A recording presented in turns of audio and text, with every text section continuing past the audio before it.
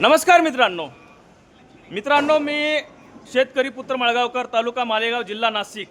मित्रांनो, आपण असा विचार करतोय डाळिंब बाग लावताना की आपल्या परिसरामध्ये खूप तेलाचं प्रमाण आहे। तर मित्रांनो, मी मळगावचा हे बंधू मोरे कंपनी मोरेवाडीवरचे मालेगाव तालुक्यातले। तर मित्रांनो, आपल्या भागातल्या शेतकरी बांधवांना वाटतं की आपल्याकडे तेलाचं प्रमाण खूप आहे, पण मित्रांनो तसं काही नाहीये। मी या मार्केटमध्ये जवळजवळ 50-1 शेतकरींचा माल बघितला, त्यामध्ये माझा स्वतःचा किंवा आपल्याकडचा जो भाग आहे याच्यावरती तेलाचं प्रमाण खूप कमी आहे। तर मित्रांनो, बाग लावताना आपण विचार करतो की तेलामुळे बाग सक्सेस होत नाही, त्यावरती खूप चांगले प्रयोग आहेत।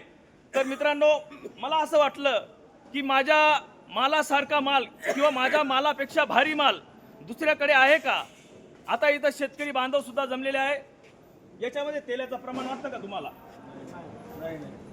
आहे का तेलाचं प्रमाण?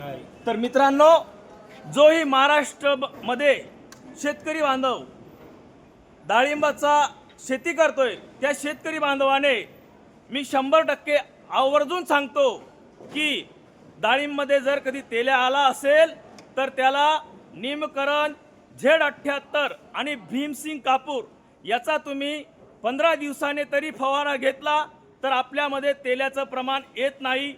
माझ्या बागेमध्ये तेलाचं प्रमाण आहे, पण 0.1%।